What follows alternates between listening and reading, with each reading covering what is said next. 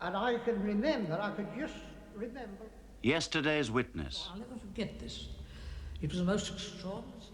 A series which explores living memory. Some of my memories go back to an incident. The situation in those days was... I think, looking back, I remember. I was there.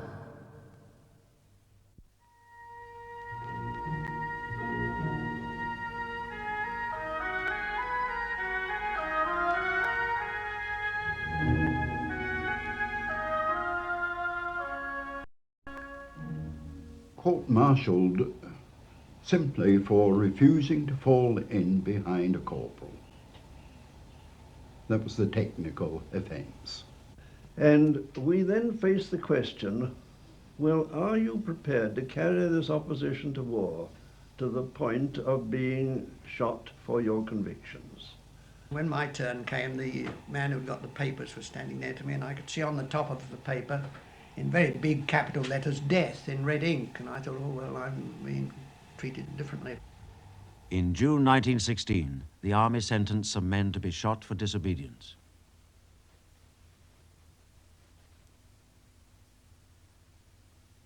In the 1914-18 war, 16,000 Britons refused to fight.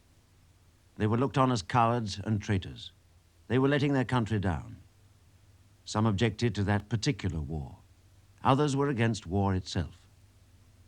As a result of their beliefs, 73 died, either in prison or immediately afterwards. 31 went mad. These men were the pioneers of the organized protest movement. They were called conscientious objectors. I would say that a conscientious objector is a man who, as a result of inner conviction, which may be, of course, religious or moral or philosophical, feels that it's impossible for him to kill his fellow men deliberately and therefore to take part in war or in the preparation for war, in any kind of military service. It involves a strong sense of moral obligation, that this thing is wrong for me, whatever may be right for other people. On August the 4th, 1914, Britain declared war. I remember a tremendous excitement in London. I went out for a walk with a well-known journalist, and there were young people shouting all about the streets in excitement, and he shouted back at them, "Don't shout, you fools, learn to shoot." That sounded to be a bit much, because it didn't strike me at that time that any civilians were going to fight a war. It was just like a tremendous football match. And nobody doubted that we were going to win, and win very quickly. It'll all be over by Christmas. That was a phrase you'd hear all over the place. It didn't work out like that at all.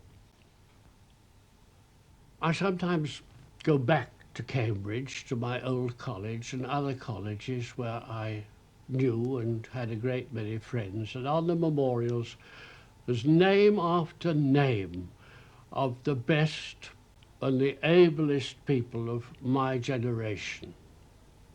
I don't think it would be an exaggeration to say that most of the best people of my time were wiped out in the First World War.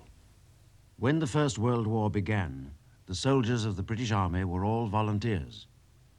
By Christmas 1915, more than 500,000 were killed, missing or wounded. More men were needed, many more than would volunteer. The government introduced conscription, and by May 1916, all men between the ages of 18 and 41 were compelled by law to join the army. But there were a number of men who refused to comply. Many were socialists who objected to that particular war. Some were also Quakers, or Friends as they called themselves, who objected to war itself. They came from all sections of society. Each was an individual opposing the state, according to the dictates of his own conscience. I was a conscientious objector mainly on moral grounds. Well, I felt it was a battle of imperialism for the division of the markets of the world. And I felt it had nothing to do with the working class, and therefore wouldn't take part in it. I felt very strongly that I would much rather be shot than shoot anyone else. I was a Quaker, and I was used to thinking in terms of that war was a wrong thing for men to engage in. I felt that the mass of people felt that war was right, but my conviction was different, and that I had to testify as best I could. It wasn't only the Quakers who took what was the absolutist position. It was very many of us who, not only not Quakers, but whose objection was mostly on political grounds. And the No Conscription Fellowship was actually formed before the Military Service Acts, and began by opposing conscription.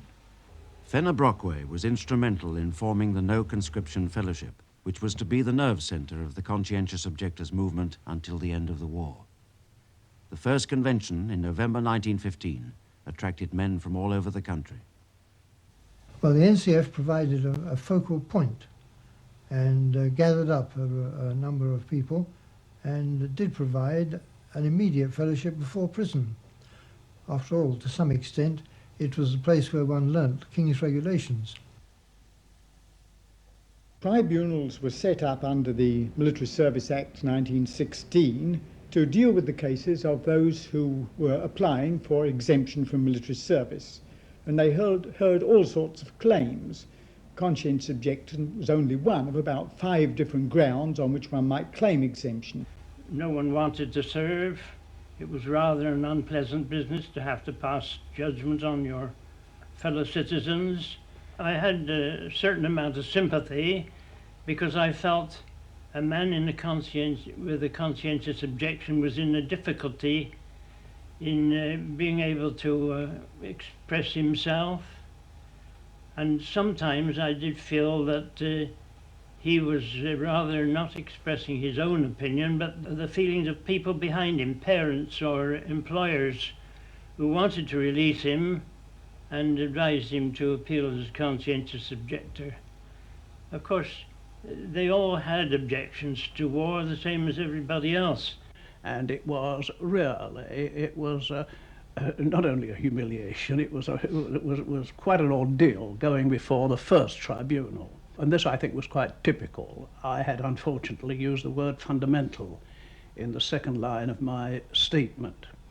And the chairman of the tribunal started reading it, and he boggled at the word fundamental and couldn't get it out, and with a grunt of dissatisfaction pushed the thing on one side, so my statement was never read.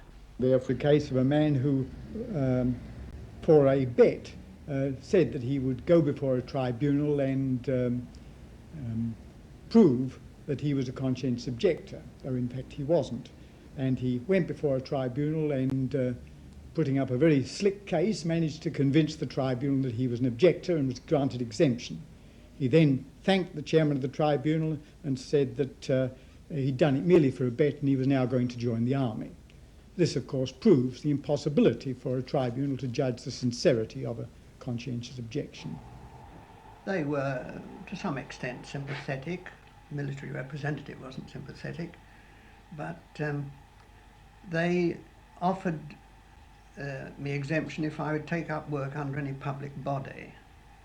I said, well, what would be the purpose of that? Would it be to release somebody else to go into the army? They hadn't got an answer to that. I said, well, it's quite clear that's the purpose and I can't accept it. Many conscientious objectors refused non-combatant service. More than 6,000 were duly arrested as deserters.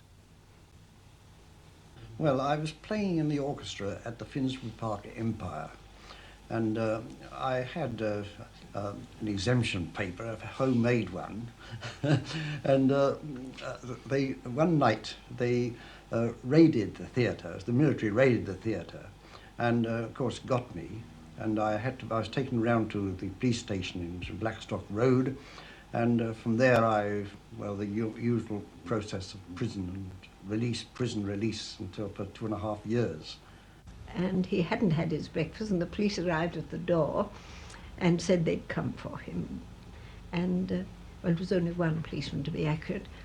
And I said, you'll let him have his breakfast, won't you? Oh, yes, he said. And of course he did when he came back. Stephen had his breakfast, and he said, I'll expect you at 10 o'clock at the police court, and that's all there was to it, you see. The No Conscription Fellowship made sure its members knew what to expect. They would be told to put on uniform, and it was vital to refuse. In my case, they took my clothes away, the civilian clothes, and left me with the uniform, hoping I'd put it on. Well, it was one of the things one didn't do, you see. And I remember on one occasion my father coming to see me, and all I had on was an overcoat. We demanded strippers and dressers. And when it came to the socks, the man that was dressing me said, "You put your socks on, mate, your feet smell."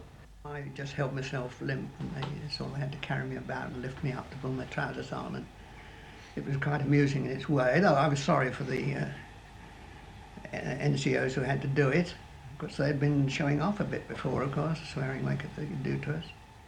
And other times we wore the uniform inside out, turned the coats inside out, since we had to wear something. In all those kinds of ways, one had to let the military know that you were not cooperating with them. They asked me various questions, said I can't help you at all, so they just simply gave me the size of things that they judged right. And then they ran me from the stores to the barracks with the strap on my throat, and I was nearly suffocated. I can still feel it now if I touch this. The whole thing was remarkably strange. You didn't know what the future held. And after being what they call forcibly dressed, it was more or less we said, well, you've been ordered to dress us and we'll make the thing as easy as we can for you. We didn't, I always personally wanted to avoid anything in the way of a fracas where it didn't concern one's principles, not to make things difficult for those who had to handle you. And in the same way that I would say to officers, well, while I've got to disobey your orders, I don't intend you personally any discourtesy. The second day I was there, which was my birthday, my parents came to visit me and brought me a birthday cake, which by the kindness of the sergeant in charge of the guard I was allowed to receive, though he told me to conceal it behind the door so that the inspecting sergeant major shouldn't notice it. The following day he came round, he apparently visited the prisoners in adjacent cells attached to the guard room, and said to each of them, did Bing give you a piece of his birthday cake? And they all answered yes. So he said, well, he is a socialist after all then.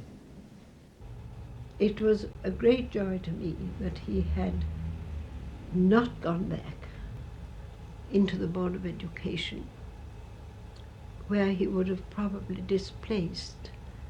It might be the husband, the son, the brother, or even the fiancé of another woman, so that there was not another woman in this country who could say, my husband or other relative was killed because your husband took his post. Various officers and so on came to know what it was all about and said it was all nonsense, and we should soon find out that we had to obey. I think that was one of the astonishing things. Nobody had ever thought that a single individual in a regiment of 1,000 people, 1,000 men, would defy the army, you see. As the war went on, the soldiers became more and more sympathetic. Indeed, I remember two of them walking up and down the guard room and singing a song, "When this bloody war is over, conscientious objectors we'll all be."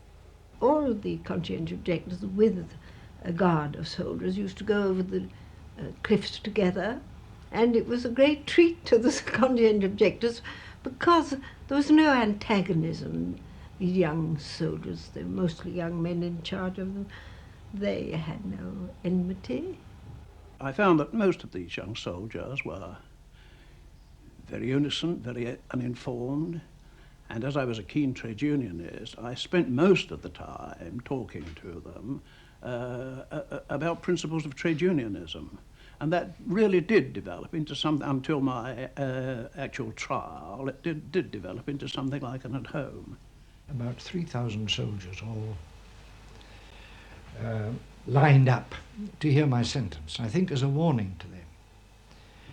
And As my sentence, I think, of 2 years hard labour was read out, I stood forward, and in a voice which was accustomed to speak in the open air, I said, I should be very proud to do it, sir. And the soldiers all shivered. And while I was kicked all the way back to the guardroom by my sergeant, from that moment there was some admiration and some appreciation. Then as the war went on, there was much more sympathy from soldiers. In 1916, the army decided to make a grim example of a few men and began quietly moving them up towards the line. All the time we were being threatened. I think you found that by various officials and officers, that if you persist in this attitude, well, you're going to be shot, and you'll be taken where your friends won't be able to do anything for you. That was a very favourite remark. Yeah. But then we were much more concerned that it was an attitude that we must take, that consequences didn't enter into it. It was a line that we felt was prescribed for us by our inmost conviction, and we got to keep on. Well, then we found ourselves at the Harwich Redoubt, I think sentenced to 28 days detention. Harwich Redoubt is a fortress sunk inside a hill. You can't tell anything about it from the outside, except from the gateway from the road. And these cells were absolutely pitch dark and running with water. The rats, I don't know if either of you were in there. They were curious, triangular, as you say, cut into the cliff, a triangular shape, going down to a point. Yeah, that's right. And the rats ran over us, and the water streamed down the place, and it'd be absolutely pitch black. There wasn't a light to be seen anywhere. In England, they could not impose a death penalty, and they could on active service, as they called it. Yeah, that's right. And out of the country. You would be regarded as on active service, and nothing, they represented it, that nothing could save us from being shot. And we really believed them. 34 conscientious objectors were sent to France. Alfred Evans, Jack Foister, Howard Martin, Harry Stanton, and Fred Murphin were all sentenced to death. The 17 of us had been collected by that time, COs, were taken over in a troop ship with masses of soldiers during the night, and we arrived at the Haft next morning. And when we got there, they weren't ready for us, I think. They didn't know what to do with us. I think we were nearly 2 hours in the boiling sun. And then one by one we went in, and when I went in, I said, your name, F.J. Murphin, and he started to call me Private Murphin. I said, I'm not a private. He says, you are a private. And we kept on like that for a bit. I said, you can think I am if you like, but I'm not a private, I'm a prisoner. Then he pointed out to his one arm that missing. He says, I lost this defending you. I says, you didn't, you lost that trying to destroy somebody else, which made him very cross. They tried to get us to do little work jobs in the camp there. And it was on the grounds that we wouldn't work merely that they took up cases against us. And the first little trial we had, you'd laugh at it really, after the man had, the officer, I mustn't call him a man, had lectured us on the seriousness of what we were doing and what the penalties would be. He said 5 days' pay stopped.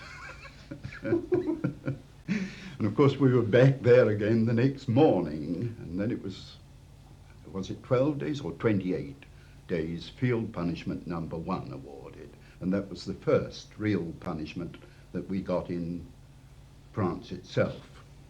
We were walking along and some men came to us, where do you come from? So we COs. A conscience objector said yes. Oh, he says, we had a lot shot here yesterday. I said, who were they? He says, and he pointed to a hut that said the names are up there. So of course we went to see, because if we knew some of the names, there were no names there. So we ran after these men and said, well, the list was there first thing this morning. It's been taken down. Well, of course that was not true. They must have been put up to that because they were just simply ordinary soldiers. But in effect, they were very careful about the matter of trial all through. I don't know whether I'm ridiculous, but when I went out to France, I had no idea of military life of any sort, and I did imagine an officer would order me to do something and I should just decline to do it and he would shoot me. I didn't think there was such things as trials for people who were mutinous, as they styled it. Nearly every junction, as we got to different places, they said your name would F.J. Murphy. Oh yes, oh that's right. If you sign here, all your crimes will be wiped out and you'll receive your pay. Of course, we signed nothing. If they could get a man to sign or separate him from the rest, it would mean that he was weakening. We were tied to posts with a wooden frame going across, and we were tied to it with our arms like this. It wasn't very comfortable. And the next day, a young Canadian came up to me and started asking me questions about my family and who was at home, my mother and my sister and so on, because there I was stuck up against this post and couldn't... So he saw I was beginning to weep a little at the thought of my people at home, and so he came up and got a handkerchief out of me somewhere or other and wiped my eyes, which I thought was very striking for this young fella to do. But the punishments were only hardening their resolve to defy the army. We didn't get round a full circuit, and then we all stopped dead, realising we were obeying military orders. And they marched off, and there were the 17 of us, all dotted about here and there over the parade ground. It was an amazing thing to do, of course, made a tremendous impression on the soldiers. They'd never seen anything like it. There were shouts of mutiny. Do you remember Colour Sergeant Barber coming out and saying, tie 'em up? That was the first tie up. But that evening we were crucified again, but this time to barbed wire. There was a couple of barbed wire fences with a track in between for the sentries. Round the camp, and again we were tied. Well, because tying you to barbed wire, you get tied very much more tightly than to a big wooden joist, and we were tied so tightly my face was practically right up against the barbed wire. I couldn't turn my head without scratching it on the barbed wire.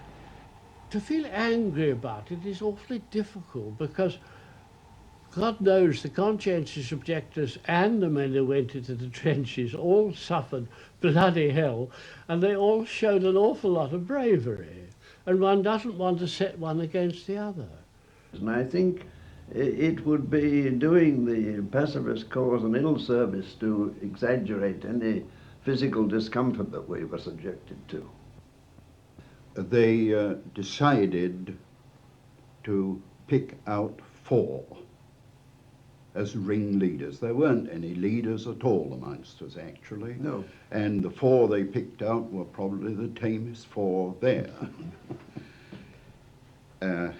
It just went by some accident of something that had taken their notice on that day or the day before.